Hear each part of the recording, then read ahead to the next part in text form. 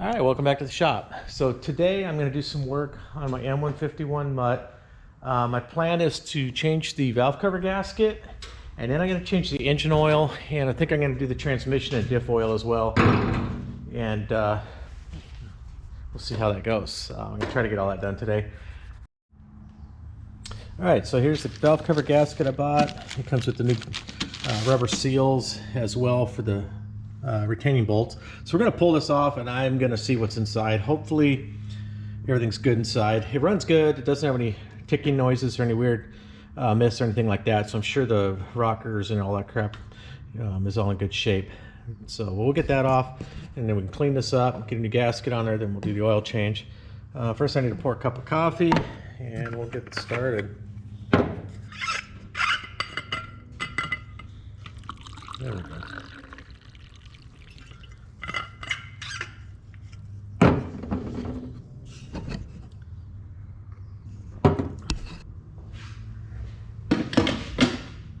All right, so first we have the one-way check valve here for this, I guess it's a PVC system or whatever. It makes it, yeah, it looks like a vacuuming, a crankcase vacuum system. It's got a one-way check valve. It's going from here to the intake, so it can suck all the blow-by or whatever out of the engine. So just remove this tube. I don't want to jinx myself, but this should be a pretty simple repair here. I've done a lot worse. I've seen a lot worse valve cover setups.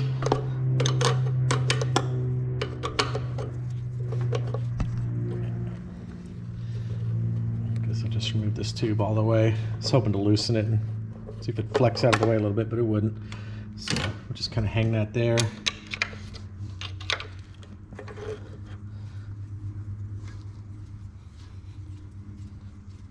Normally I grab a 1/4" impact and just buzz these off, but I mean, it's only 2 nuts and I already had a wrench in my hand, so.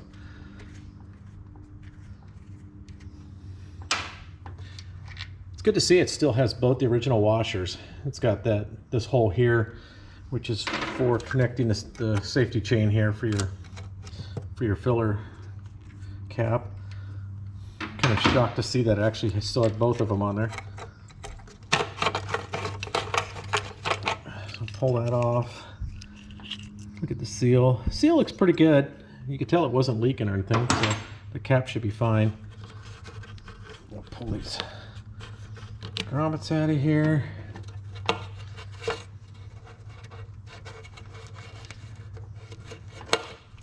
Stuff's always fun to do with one hand. Let's see if we can get this tripod to balance on here.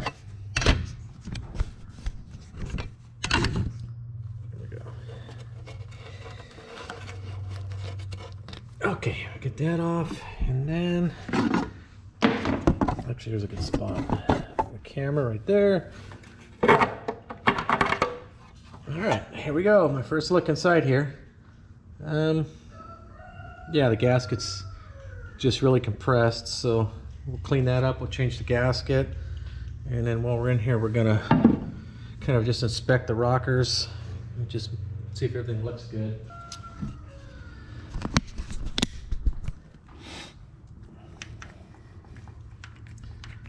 Yeah, everything seems to look okay. Just check, make sure there's no broken springs. No head bolts sticking up funny. There's no debris laying in here. All the adjusters are in place. Push rods are in place. The oil line seems a little floppy. I don't know, I might have to look at that. Oh, it smells nasty. You just ruined my video. This guy just ruined my video. I was working away, and he decided to just talk. What? So, yeah, actually, I guess these look okay. I think that's just those are actually just oil return tubes is what those are. That's what it appears to be. So the oil must come up through the mounting. Don't quote me on that, because I don't know for sure, but I think these are just so that the oil returns out of the lubrication for the rocker arm, and it doesn't just splash all over, which would make it harder to seal the valve cover. So yeah, that all looks good. I'm gonna wipe it all down, I'll clean the cover, and then I'll bring you guys back when I go to put the new gasket on and put the cover on.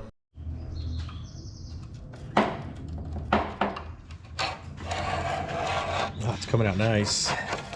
Sometimes you don't know what the last guy glued them in with. People go crazy. Glue you can't ever get off again.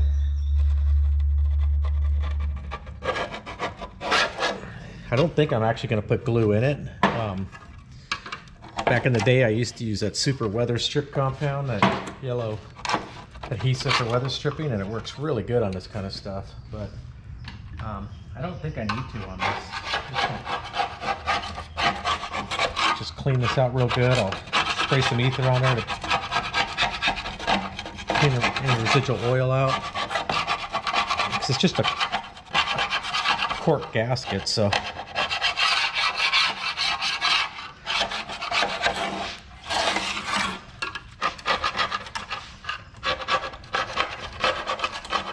On how long this gasket's been in here. It could have been in here for 25 years.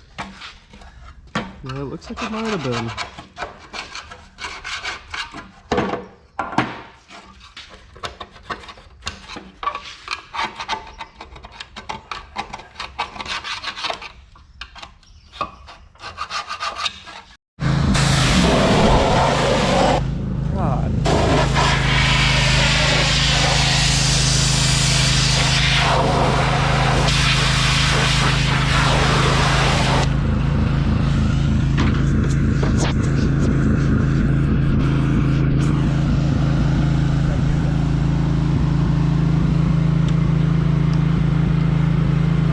Bit of a steam cleaner, I guess. Should have gotten that one from Wally Meyer.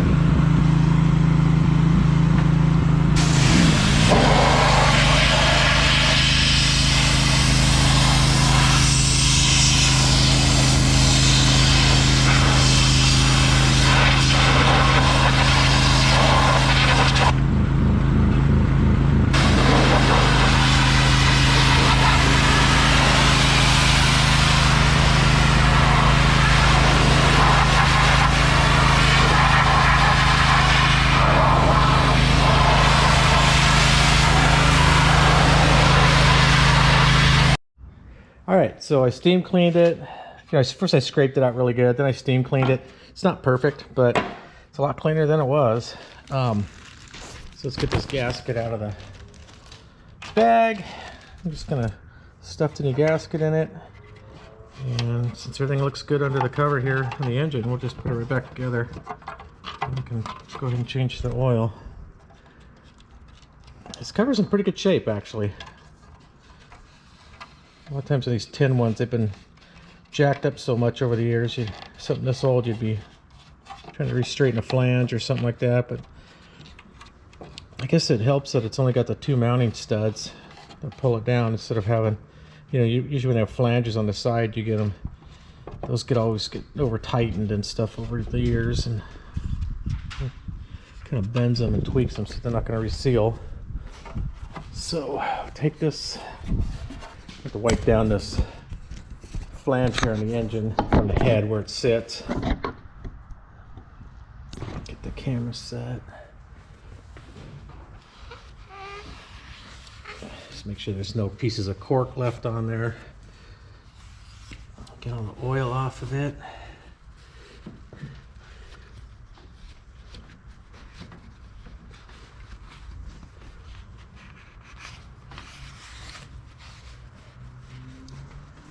See a couple areas here where it was probably leaking and it kind of built up some crud there. So one thing about the oil leak, some people just put up with the oil leak. You can just add a little oil once in a while, put up with a little bit of it run it down or drip it on the ground or something. But the worst thing on that is that if oil's leaking out, you most likely have dirt leaking in. So that's why it's not a good idea to just live with an oil leak, especially on an engine or something, Okay, set that down. Got the two new rubber grommets. Get those in there, jiggle this down so those are sitting in there where they belong. And then we got the washers. I don't know what the torque spec is on this, but I really don't care. I'm just gonna tighten it down.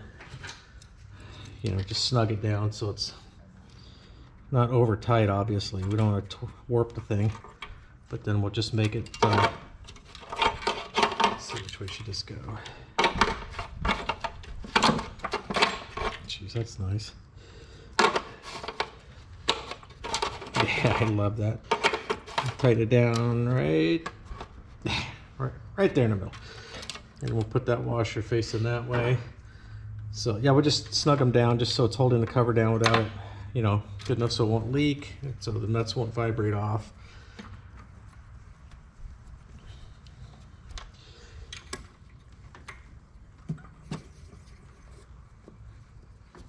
Make sure the cover's in place.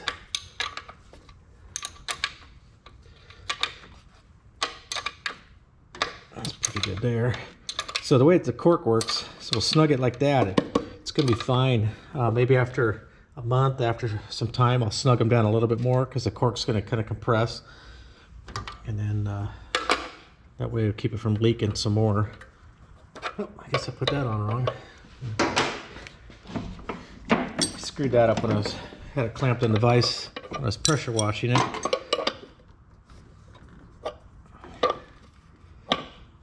Yeah, I think I'm going to put some sealant on there. So it's going to be a little too loose that way, but if I tighten it, I didn't want to tighten it anymore and over tighten it. Is that the Teflon? Yeah, so we use some of this liquid Teflon sealant. This stuff is crazy stuff. You guys have seen some of my other videos. We'll use this on air system fittings on the growlers. This stuff is incredible. If you get this stuff on your hands, it sticks so bad. It's like, stuff is crazy stuff. This Permatex thread sealant with PTFE, really good stuff.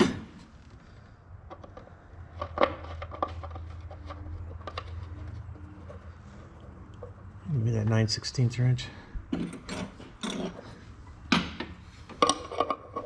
Oh, I need a 5/8.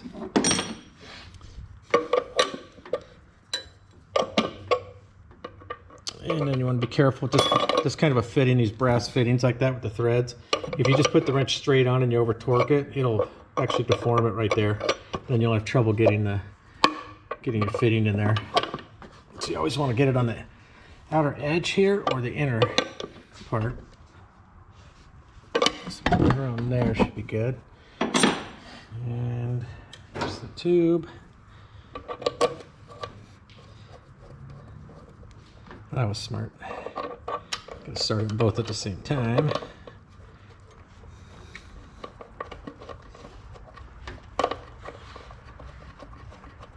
Come on. I hate dealing with steel tubes. I always have to mess with them too much to get them to start. There we go. Oh, that's got a cross thread there.